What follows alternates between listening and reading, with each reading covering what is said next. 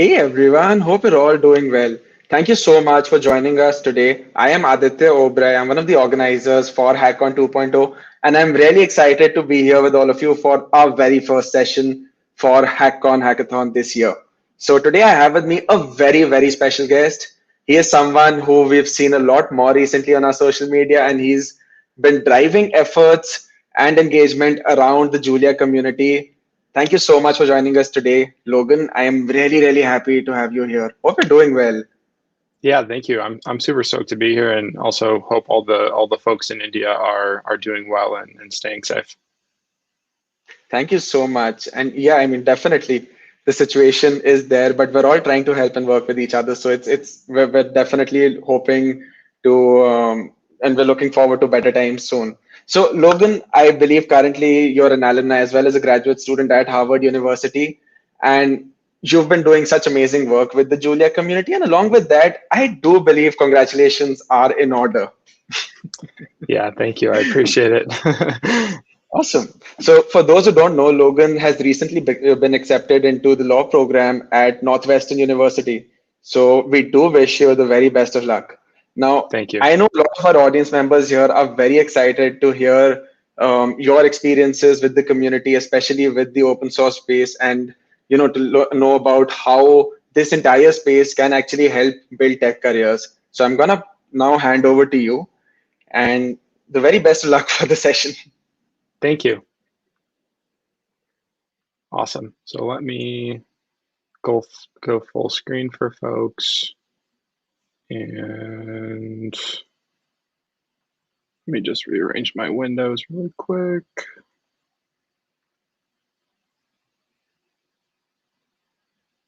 Wonderful.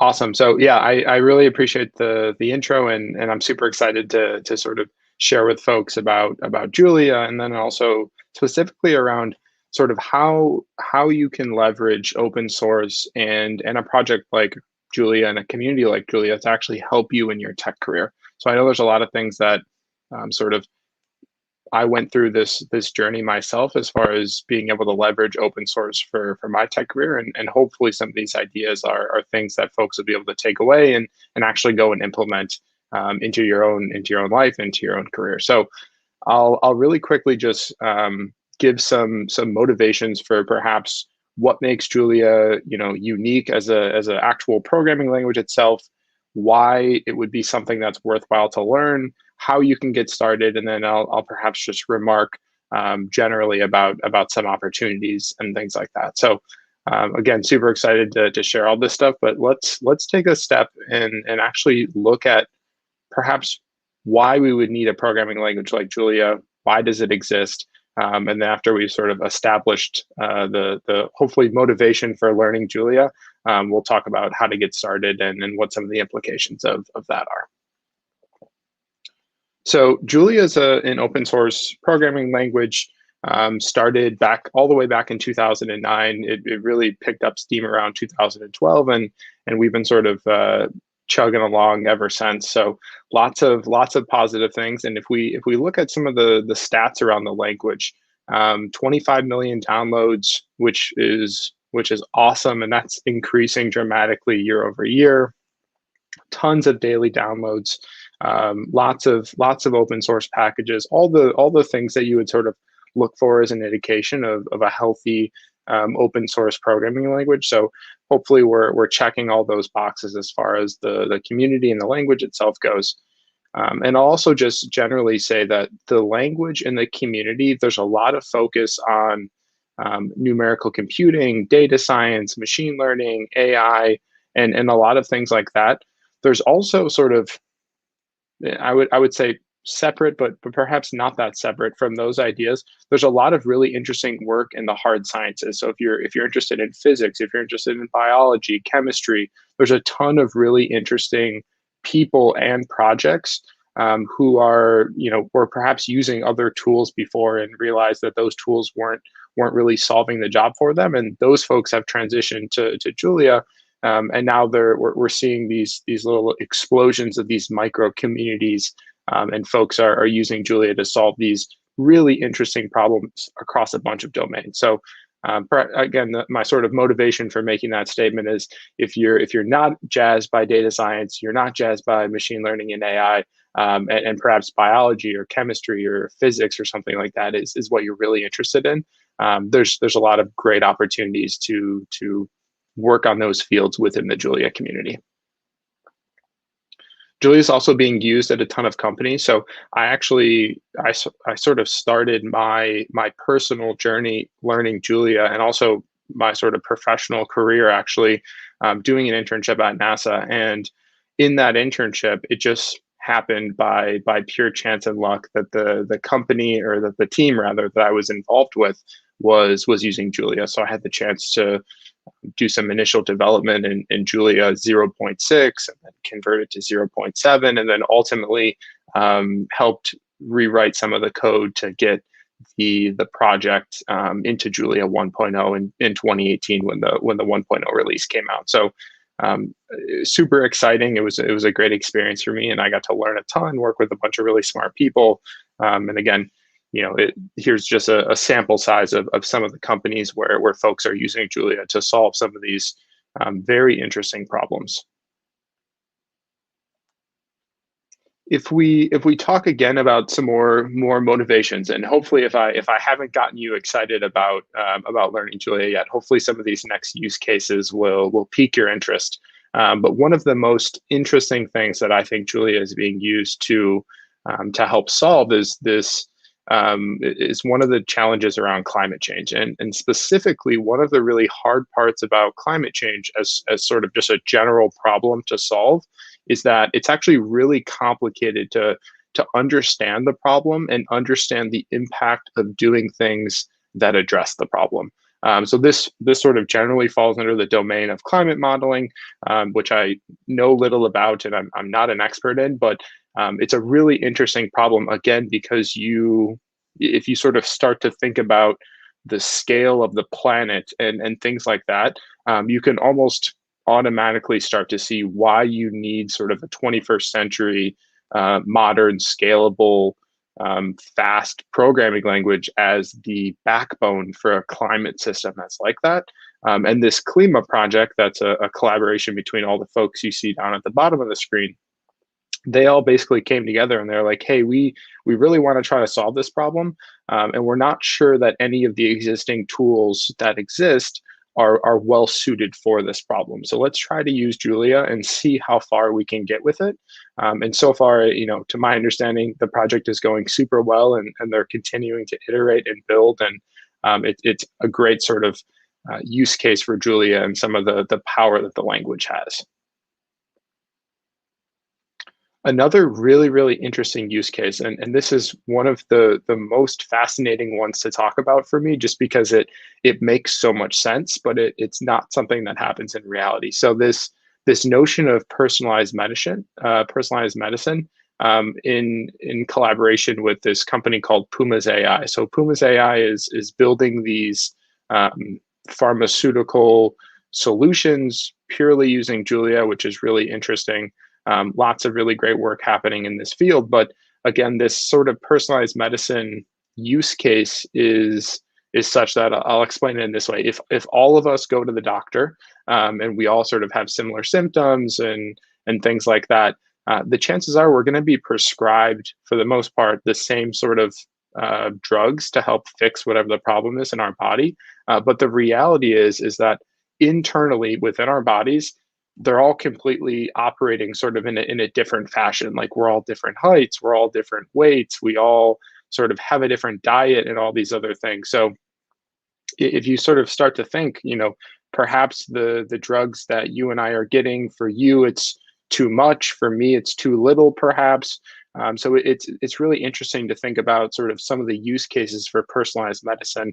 And that's just one of the areas where Pumas AI is helping out. They also do a bunch of stuff with drug discovery and working with Pfizer and Moderna and these companies that are now sort of common speak because of the COVID vaccines. And again, the Pumas AI team also helped out with some of the infrastructure for developing the COVID vaccines, which is super awesome. And again, they're doing a bunch of really awesome, incredible work on that team. One of the last sort of, hopefully, again, if you're not excited yet, this one is really interesting. So this company called Zipline actually uses drones to deliver medical, um, basically medical shipments, whether it be like drugs or what have you, for people in remote places where they don't have the infrastructure in place to help support these people. So if you can think, we're perhaps all sort of, if you're listening to this, the chances are you have the internet, and then there's some infrastructure wherever you live. So we're sort of all lucky in that sense. But there's, again, people in other countries who, the nearest hospital or doctor's office is 20 miles away, and they don't have a car. So that if they want to go to the doctor and get medicine, they have to walk 20 miles. And that's sort of one of the use cases for Zipline, where they can actually, at those doctor's offices, have these drones, and just basically take the drugs or what have you that are needed, and they can just send those directly to the patients. And Zipline is actually using Julia as sort of the simulation environment for doing a lot of their drone work, which is super interesting. And again, a super impactful work use case, just because, again, of the healthcare related lens of the problem. So lots of really interesting problems that Julia is helping solve, and there's a bunch more of them. If you want to check out more, if you're not excited by any of those, you can check out juliacomputing.com/case studies, and there's a bunch of really interesting stuff there. So again, lots of super exciting stuff to use Julia for, and hopefully that has at least gotten you a little bit excited for what's to come.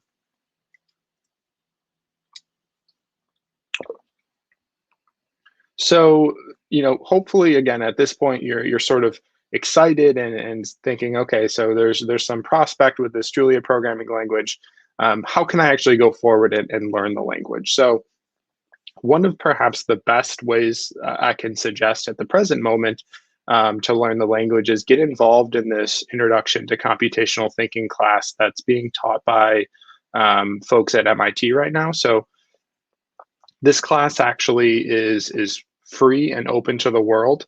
If you just go to computationalthinking.mit.edu or just Google Introduction to Computational Thinking Julia, all of the stuff will pop up. All the lectures are online. All the notebooks are online. Lots of cutting edge stuff happening, and a great sort of resource for folks who are interested in learning Julia, but perhaps don't know sort of the right approach or the right resources to use. This might be the best sort of thing that I can suggest to folks.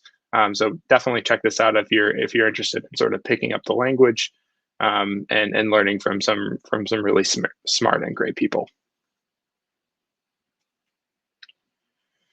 So again, hopefully this has sort of motivated you to the point where you're like, okay, I'm ready to take the step. I can acknowledge that Julia is a powerful language, but how does this all relate back to, at the end of the day, me getting a job? I think that's, again, an important question to ask. And I think if you sort of take a step back and look at it through the lens of what employers want. So I was doing a little bit of research before this and trying to find some stats and some quotes from people about specifically what employers were looking for in their new grad hires. And some of the quotes that I pulled out: self-motivated and excited about technology, offer a fresh perspective, real world experience, and outside the classroom learning.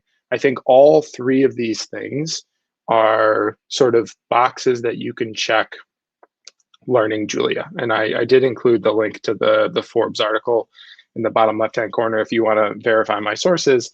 I promise I'm not making this stuff up, but I think some of the most interesting ones here are the fresh perspective piece. I think this is something that is that just resonates with me so much. When you go, and I've said this a few times, when you go into a job interview, you're not being hired by whatever the company is as a fresh graduate because you are the domain expert, and have tons of experience doing, whatever it is, programming in whatever specific language. You're realistically being hired because you have a fresh perspective, because you just graduated school where you're supposed to be learning the cutting edge technology, and now this company can hire you, and hopefully learn all that information from you. So if you, again, if you sort of go through school and you learn Python, Java, and C++, the challenge for you as a prospective employee is that you know the same tools as every other developer does. So again, it becomes really hard to differentiate yourself with all those other folks. And I think, again, Julia is one of these really interesting technologies that you can learn about, and then you have the potential to go into a job interview and talk about it, and then the person will just be like, oh wow, this is interesting, I've never heard of Julia, I'm not familiar with the advantages. And this is just a great sort of segue opportunity to make the interview a different experience than the person has had before. I've had this in my own interviews. I was interviewing at Shopify, and I was going through all these different things. And again, I didn't end up actually getting the job, probably for unrelated reasons, but it was a fun interview experience for me because I got to be the person to tell these folks who were interviewing me about Julia, and I got to sort of explain the advantages and look through some basic Julia syntax and things like that. And at least my assessment was that the people who were interviewing me were actually having a decent time because they were getting to learn about some new technology, and they weren't just having to sit there and listen to someone talk about Python or C++ or Java. So it's a, again, really awesome opportunity to sort of check all these boxes and learn in the real world. So I would highly suggest looking at the problem or the opportunity through this lens when you're thinking about it. I'm going to pause for 1 second and see if there's any interesting questions coming up in the chat right now. We have had a few here in the chat, so I can definitely bring those up on screen. Sure. I remember the first question that we had is just a distinction between Python and Julia for machine learning. Yeah, this is a really good question. So one of the things that I have noticed very recently, so Julia just out of the box is generally faster than Python. So it requires less effort to make your code run fast in Julia. But also, if you look at some of those, the sort of state-of-the-art standard Python machine learning libraries, for the most part, it's actually C++ code. If you go and look at the repositories for like PyTorch and TensorFlow and and things like that, it's just C++ code. So it's not actually Python. They just have like a Python wrapper on top of C++. One of the really interesting things about the Julia machine learning libraries is that it's actually pure Julia. So if you go look at Flux.ml, which is the Julia machine learning library, it's 100% Julia code, which from a developer's point of view makes it so that, like, for me, I'm completely confident programming in Python. I'm not completely confident at the moment just because I don't do it often, programming in C++. So if I need to go look at the underlying code for TensorFlow and I see a bunch of C++ stuff, I'm going to be stuck pretty quickly and not have a good idea of what's actually happening under the hood. And again, that's just not the case with Julia. It's pure Julia for most of the implementation. So you don't need to have all these question marks about how something is working under the hood. It should make sense. So that's just one of the advantages, and there's a ton of other reasons as well. I think that's a lovely point. Another question that we had is that can Julia be used for web development? Yeah, this is another good question. So the true and honest answer is there's probably better tools for you to do your web development than Julia at the moment. With that said, there are a bunch of Julia related web development packages and projects. One of them is called genie.jl, spelled like a genie that comes out of a bottle.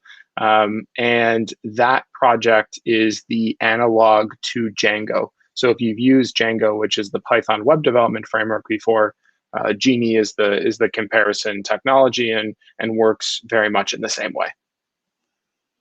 That's a great point that came up because the next question was just gonna be if it can be used in a similar way as Django. Yeah, that's perfect. Exactly. We had one more question here that I saw. Sure. Will ROS be needed? All right, so I believe this might be specific to a use case around programming a drone using Julia. Will ROS be needed or is it going to be replaced? Um, this is a interesting question. I would perhaps just ask for clarification on what ROS is. I'm not familiar. I definitely agree on that. So, Yeah. Nikunj, if you're here, if you could just specify what you mean when you state ROS, that would be great. We can definitely take and we can follow on this a little later as well. Kunal just asked one, yeah, really good question. Yeah. Is Julia an object-oriented language like Python? And if not, will that make a difference in the industry? So I would argue to you, Kunal, that Python is not an object-oriented programming language. If you look in terms of what Python has as a language, they basically wrote a programming language without object-oriented programming. And then afterwards, they're like, oh crap, we forgot about object-oriented programming. Let's just put a bunch of stuff in that sort of makes it look like the language has object-oriented programming.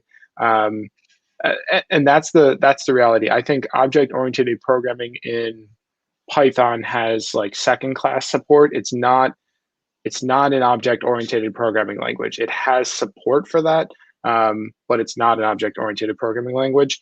Julia, something that's interesting, and this is perhaps a little bit in the weeds about Julia, but Julia doesn't have the classic syntax that you would see in other languages where you define a class and then you have methods and et cetera, et cetera. There's a lot of similar ideas to that, but it's not the same infrastructure. Julia accomplishes some of this using what are called structures, which are very similar to what a class is. Structures have attributes, structures can have methods, et cetera, et cetera. But there's also this notion, and we perhaps won't go into it that much in this talk, but I would suggest just looking it up. There's this notion called multiple dispatch. And what multiple dispatch enables is you can basically accomplish the same things as you would with object-oriented programming, but using multiple dispatch and using structs and things like that. So it's Julia is not an object-oriented programming language, much like Python. But we also didn't. When I say we, I mean other people who more wrote the language than I did. But we're not trying to pretend that we have object-oriented programming support either, which I think is something that that Python does. Again, it doesn't support sort of first-class object-oriented programming. Oh, that's definitely very interesting. And I think Farhan mentioned in the chat as well. And I do believe we have structures in C and C++ too. So I believe if some of us folks that have tried that, we might have a better idea and we might be able to understand this a little better. We have a follow-up from Nikunj. So the ROS that Nikunj mentioned earlier is a robotic operating system.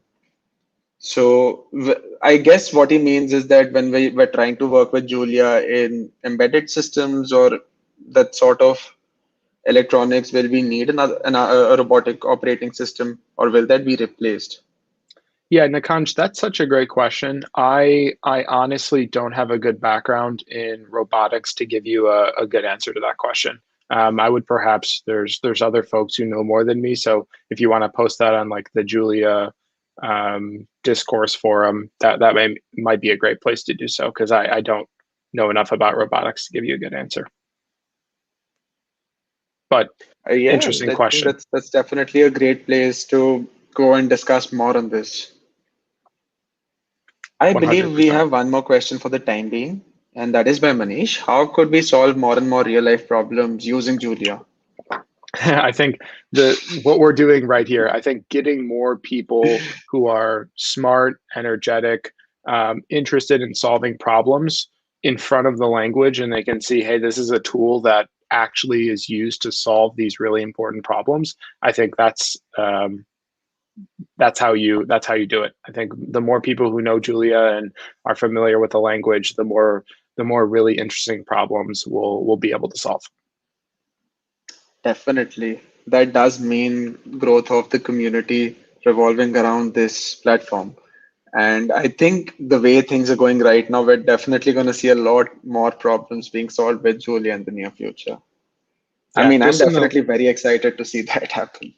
Yeah, I think just in the last like year or two, since I really got more heavily involved in the language and the community, I've just seen so many interesting things that Julia is helping solve. I think that if you just look at the hashtag Julia Lang on Twitter, you can see like I see every single day people sharing. 2 days ago it was someone sharing like black hole simulations, and I'm like, that's just you know stuff that I think is super cool and interesting, and folks are all sort of tackling these problems using Julia, which is super cool. So lots of interesting stuff. Absolutely. Now, I think what we can do is we can take the presentation further and take some more queries closer towards the end. How does that sound, Sure. Logan? Yeah, that's perfect. Let's do it. Awesome.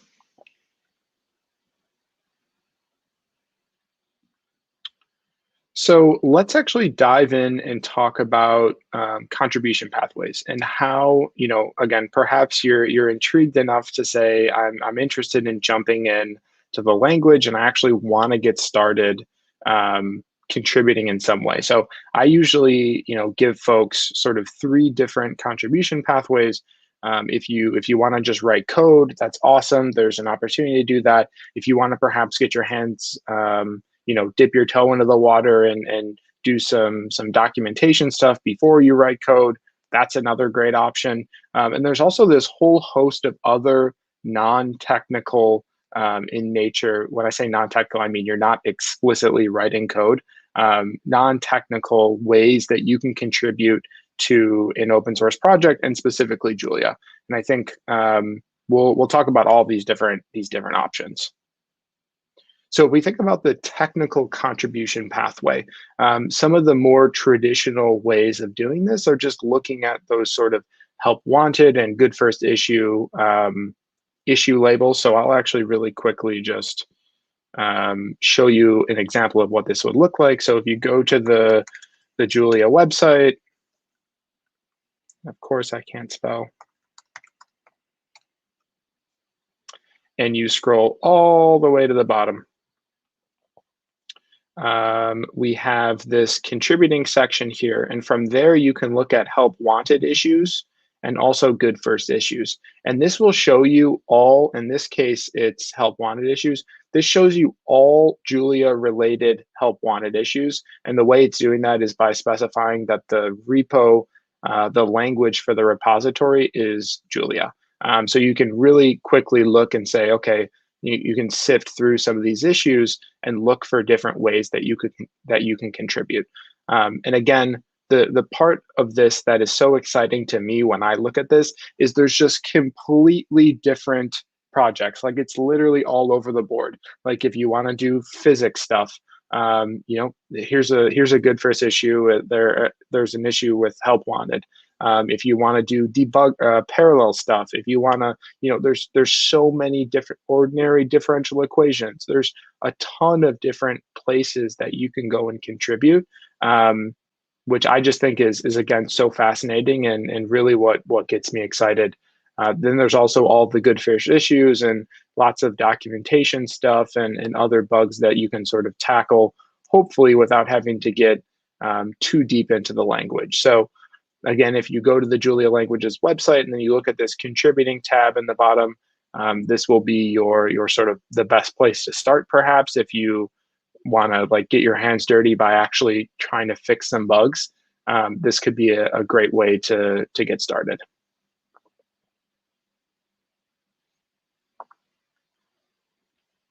Again, here's just some screenshots of stuff.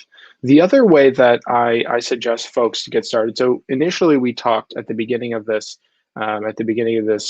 talk about different industries and different areas where Julia is being used to help solve some problems. So if you look at the right-hand side, you can see, I forgot what the name of this sort of word diagram is, but basically the bigger the word, the more frequently the tag shows up on Julia GitHub repositories.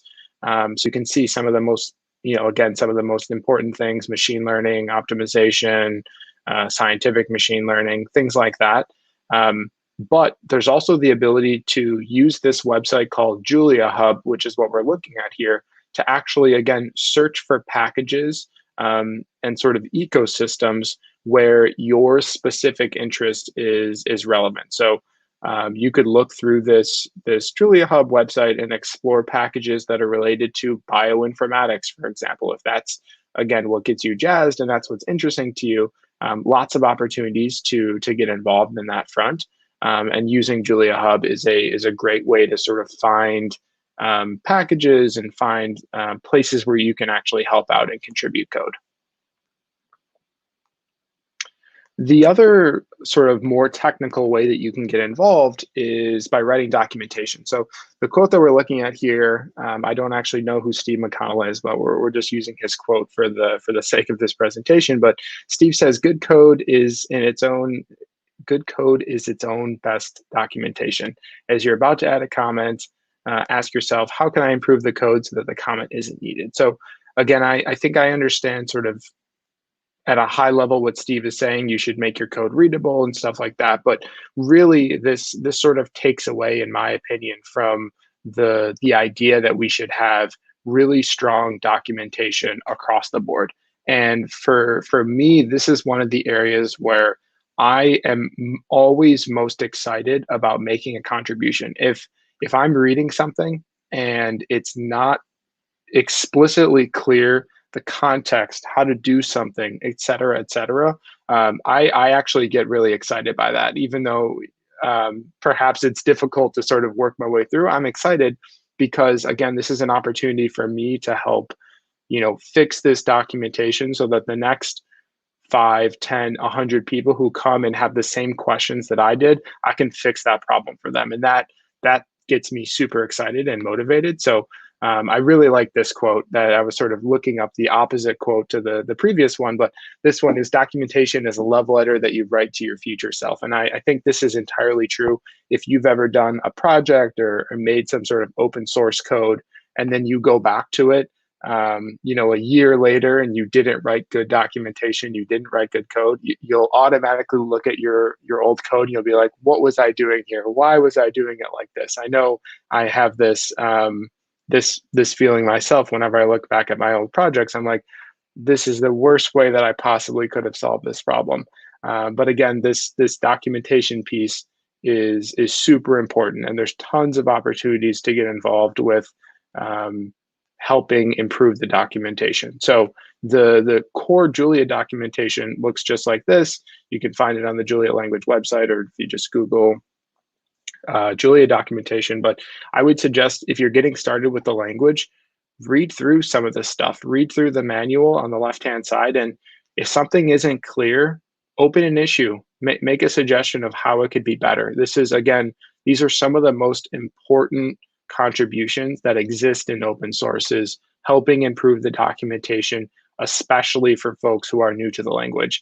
I am sort of, it's gotten harder for me to make these contributions myself, just because I've read through the documentation a little bit, and now I'm sort of immune to all of the rough edges that exist. I see it and my brain just doesn't care anymore because I've read it a few times.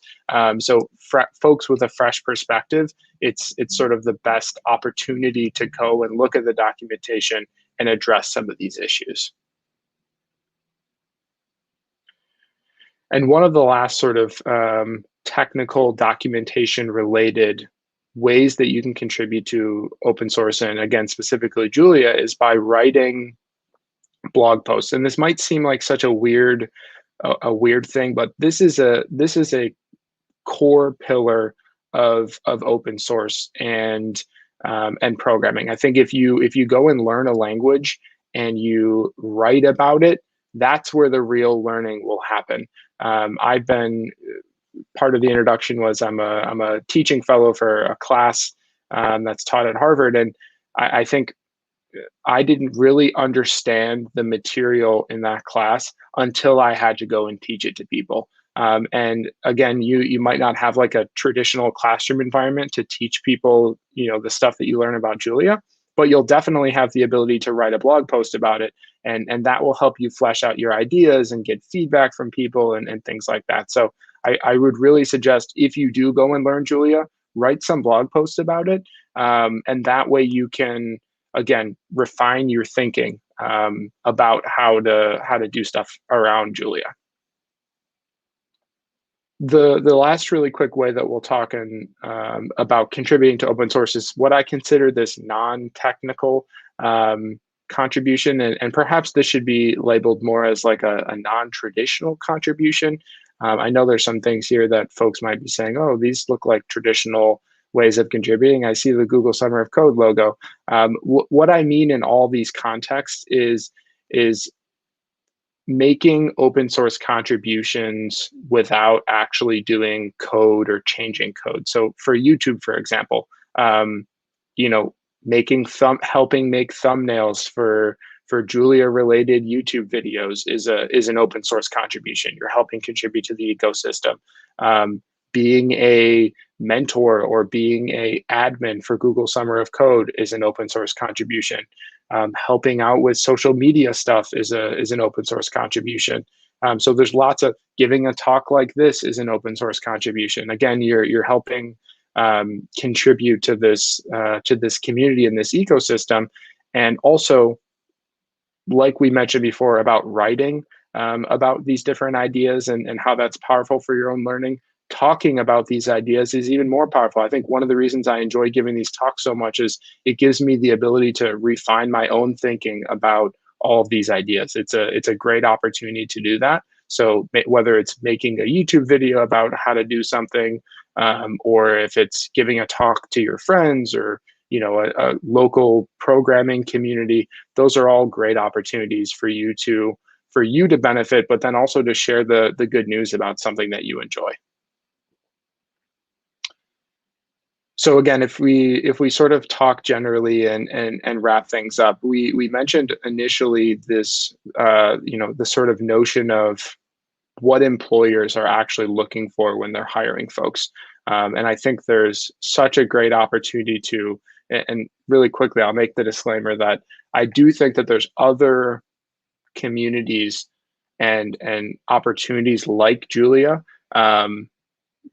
Like I think Rust, for example, is another one of these programming language communities where if you learn Rust and you're involved in that community, that's going to be a great opportunity for you for your career and your sort of technical journey. So perhaps maybe if you're like Julia's not the thing for me for whatever reason it is, find whatever that thing is that gets you really excited. That's also sort of more on the niche side, and that's going to be such a great opportunity for you as a student. And the last sort of closing piece I'll have for you all is this idea of community around these open source projects is so important. And the reason for that is you get to, these people are your coworkers, they're your friends. And a lot of the time, it's a different environment because the interactions are happening on a voluntary basis. Like open source maintainers, for the most part, aren't being paid for their work. So they're sort of helping you and taking the time to help mentor you and things like that, sort of out of the goodness of their heart in a lot of ways. Obviously that they have some vested interests, but it's just, again, such a good opportunity to meet people and then also meet people who can vouch for your technical skills. I can't underscore enough, having people in your life and in your corner who sort of appreciate the work that you do and are able to advocate for you is such a from a career and from a life perspective, such an important thing to have, whether you're applying for grad school or what have you. Those are the best opportunities, and having a community and an active community around whatever the project and ecosystem that you're learning about has just so many awesome benefits for people in that community. So those are my thoughts. Hopefully people are excited. Hopefully there's some interesting questions that I can answer as a follow-up. Absolutely. And I think that was an amazing session. I personally loved the content, and I definitely agree on a lot of the aspects of how folks can contribute to these platforms, to these technologies without just contributing code. Because even as I work with different technologies, I often work with a lot of .NET related stuff. So most of my contributions are focused around sharing how folks can use it to build stuff, and that does create a massive impact because it helps people understand the benefits of these technologies. So, I think we could definitely use more of this with Julia. I think it's definitely a very, very exciting language.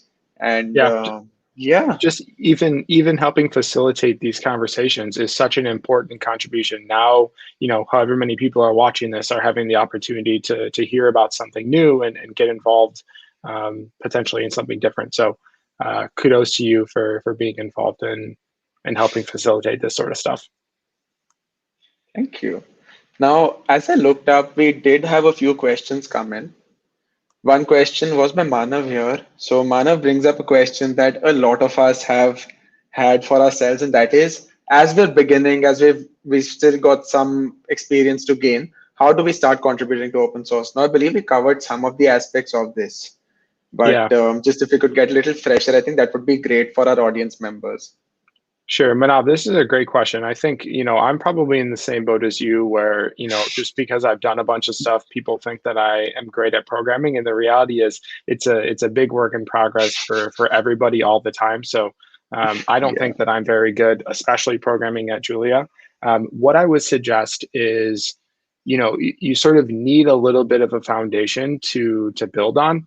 It also depends on how you operate. Like if you are excited and want to sort of just dive in and try to make contributions, go and look at some of those help wanted issues and good first issues and see if there's things that you can tackle. But if you're perhaps a little bit more timid about getting started, perhaps that MIT course and looking through some of those resources might be the right place to start, build a little bit of a foundation, and then you can go and contribute to some of those issues.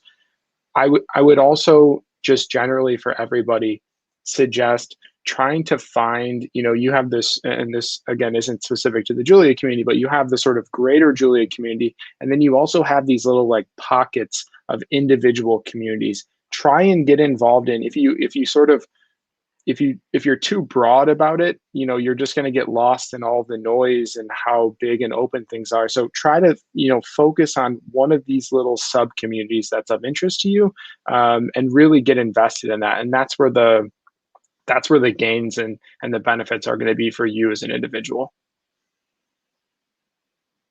great point.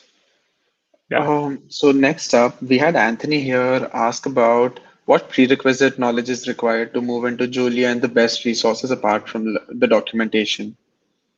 Yeah, Anthony, this is a great question. I think the prerequisite knowledge, you don't need to know programming. We actually have resources for folks who don't know any programming but want to learn Julia. If you go to our YouTube channel, and we'll also have some more stuff coming out related to this, but there's a Julia for Nervous Beginners course. And again, that course is designed for people who don't have experience with programming but want to learn Julia. There's also, if you more generally just go to the Julia Languages website, there's a Learn tab up at the top. If you click on that, that basically outlines all of the different ways that you could learn Julia. One of the interesting things that I'll just point out right now is we are involved in this platform called exorcism.io. And on Exorcism, you can actually do like Julia programming challenges. And the cool part is that there's like real human mentors who review your solutions and give you feedback, which is a super cool initiative and super cool platform. There's a lot of people in the Julia community who help out with that. So I would perhaps check that out as well, as a great resource to learn Julia. That sounds awesome. Kunal here asks if we do have a Julia community Discord server, and if so, could we also have a link? Yeah, Kunal, that's a great question. We don't have an official Julia community Discord. We probably should. We do have a official Slack workspace, and that's where a lot of folks do a lot of their work. I think there is a few different Julia Discords out there. They're just not ones that are quote unquote officially sanctioned by the Julia language. So I would point you to, yeah, the link that just got put into the chat, julialang.org/community.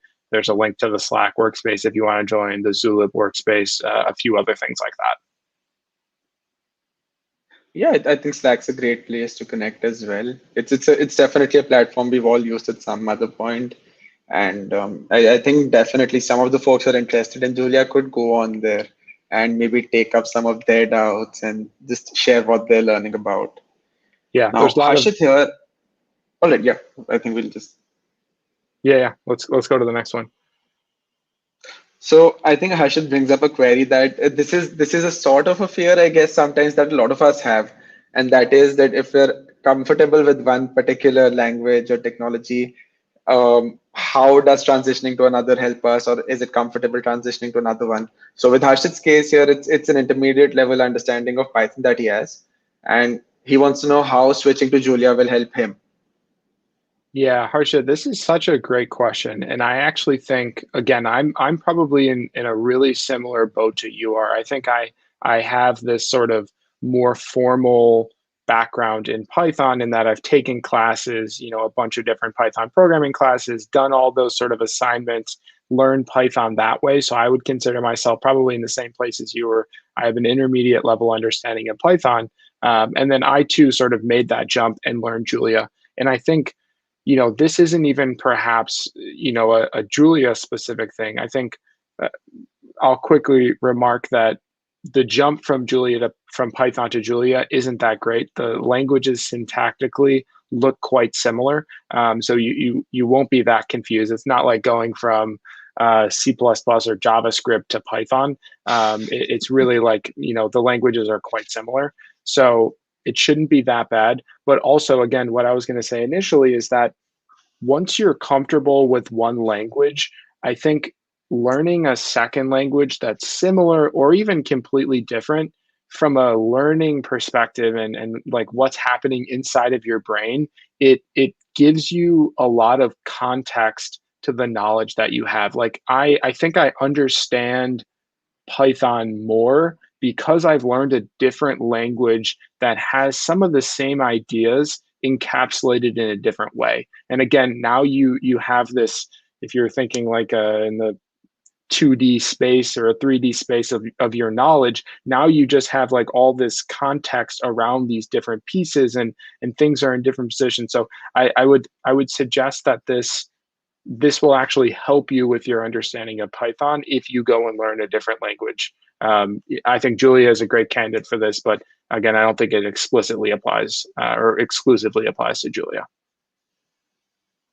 Great point, and I definitely agree that once we start developing knowledge about one language, the way we've learned is definitely something we bring whenever we shift onto something new.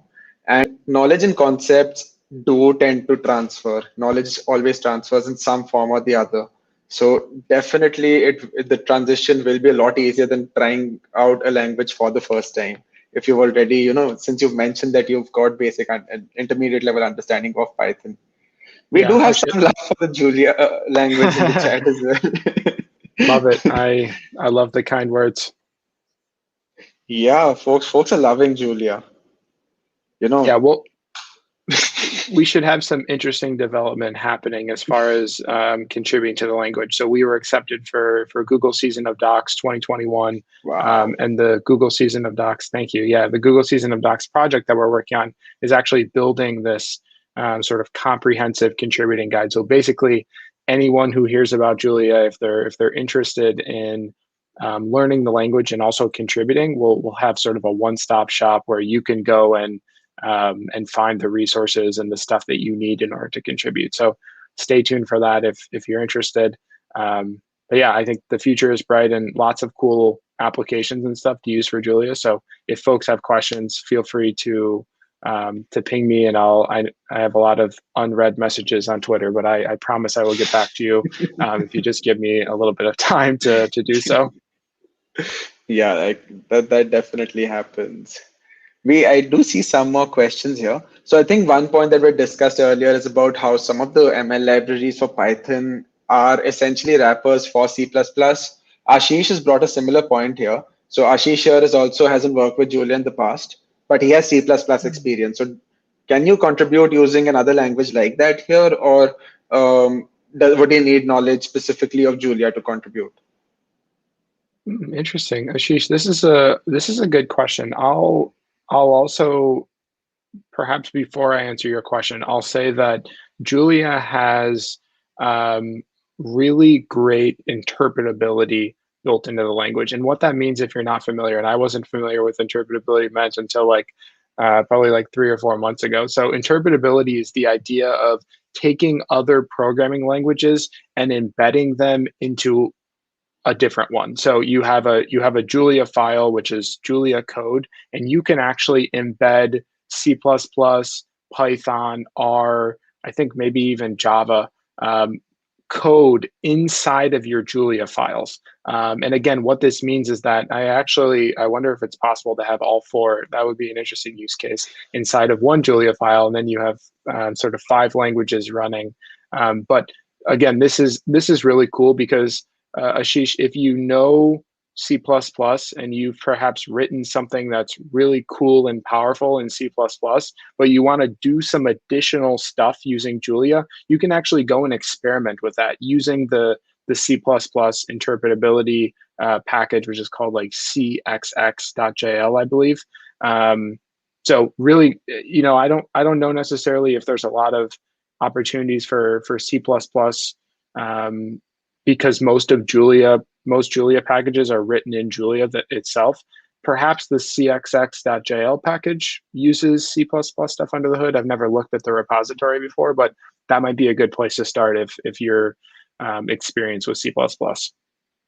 Also, I think there's some interesting game engine stuff. I think there's some Julia wrappers around C++ game engine stuff, if I recall correctly. I think one of them is like game 0.jl or something like that. Yeah, that's a Okay, great I think question though. those are definitely good places to explore. And yeah, I think this is definitely something that a lot of people don't realize. And that is that a lot of technologies we don't realize how interoperable languages can be at times. Like just like you mentioned right now. I mean, I've seen some cases, with JavaScript being interoperable, but I mean, if we have interoperability like that with Java and so many other languages with Julia, that can actually allow these products to be so versatile. And I think that is definitely very beneficial in the larger scale when we're trying to build larger products. So Yeah, that's definitely a great point and a great reason to try out Julia. I agree with you. I think it basically makes it so that one of the challenges for people learning a new language is, again, you say like, oh, I have all this stuff that I've written in this language. I don't want to go and have to rewrite everything. Like I just don't have time for that. It's not worth it for the speed improvement using Julia. So again, having that interoperability, I can't even say the word anymore. Um, Having that functionality, Interoperability. Yeah, interoperability, there you go. Having that ability is hopefully something that sort of calms the nerves as far as folks who want to make the jump to Julia. definitely. I think that's actually a great way for someone with pre-existing knowledge to ease into the ecosystem. Most definitely. So I yeah, don't see I any other think questions, so yeah, we we are can done with our questions. Yeah. we can wrap up. Well, absolutely. Thank you so much for joining us here, Logan. I think this was a lovely experience. I've seen in the comments we have a lot of love for Julia going on right now, and I'm sure that after this, some of our folks here, some of our audience is definitely going to be checking out how they can get started with Julia and hopefully experiment with Julia as well at HackCon. We'd really love to see that. So once again, thanks a lot. And for our audience members, big cheers to all of you for sticking around for so long. It's almost an hour, so thank you so much for staying here. We do have a little gift for all of you. We do have a nice little participation certificate for anyone who was here for all of this while. So if you check out the registration form, the form here in our chat, it's gonna have, it'll ask for your name, your email address, and we have a little addition there. We would love to know one point that you've learned here in the session.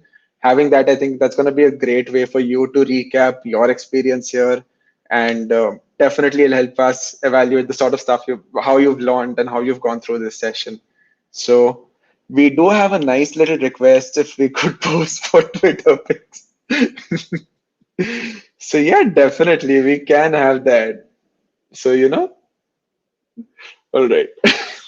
There's your 3-second clip. Hopefully we got a Yeah, got a good question, got a good picture, Kunal. absolutely. And Sudhir mentioned that it was really interesting to learn about Julia this much, and he's developed with Python and JS, but now he thinks that he would like to start with Julia as well. So I That's think super that's a win exciting. for us. That's Yeah, this is a big win. I'm stoked. And again, I think as I mentioned before, if there's stuff that I can help out with, you're getting started, have questions, whatever it might be, please shoot me a message and I'll find the time to help get you over those initial humps and getting started contributing. So always happy to help out. all right. I guess that is it for us. Thank you so much to you, Logan. Thank you so much to all of our audience members.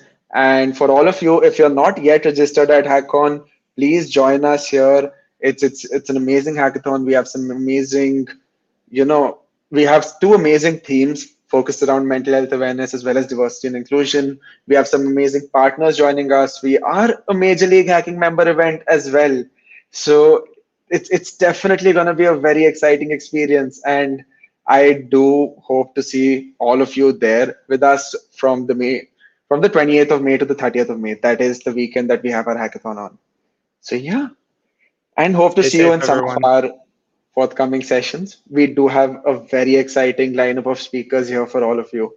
So do stay tuned to our announcements and have a great day. Take care, Bye bye. everyone. See ya.